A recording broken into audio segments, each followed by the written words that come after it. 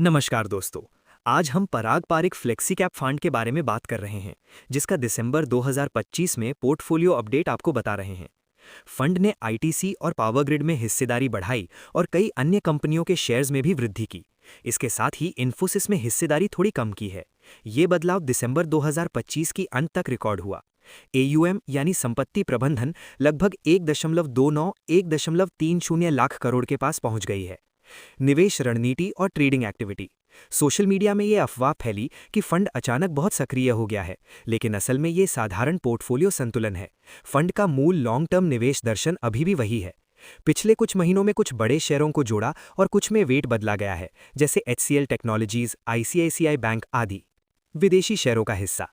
इस फंड की खासियत ये है कि ये भारतीय कंपनियों के अलावा विदेशी, विशेषकर नैस्डैक शेयरों में भी निवेश करता है, जैसे माइक्रोसॉफ्ट, अल्फाबेट, अमेज़न, मेटा आदि। विदेशी हिस्सेदारी लगभग 11.5% है। 4. आईडीसीडब्ल्यू विकल्प, डिविडेंड विकल्प। अक्टूबर 2025 से ग्रोथ विकल्प के अलावा आईडीसीडब्ल्यू यानी इनकम डिस्ट्रीब्यूशन कम कैपिटल विड्रॉल विकल्प भी पेश किया गया। उन यूनिट होल्डरों को जो इससे नाखुश थे, निकास विंडो दी गई थी ताकि वो बिना एग्जिट लोड के बाहर निकल सके। 5. फंड का आकार और लोकप्रियता। पीपीएफसीएफ अब सबसे बड़े फ्लेक्सी कैप फंड में से एक बन चुका है और इससे काफी निवेशक पैसे इन्फ्लोज आ रहे हैं। एयूएम पिछले कुछ महीनों में 1.25 लाख करोड़ से ऊपर पहुंच चुकी है।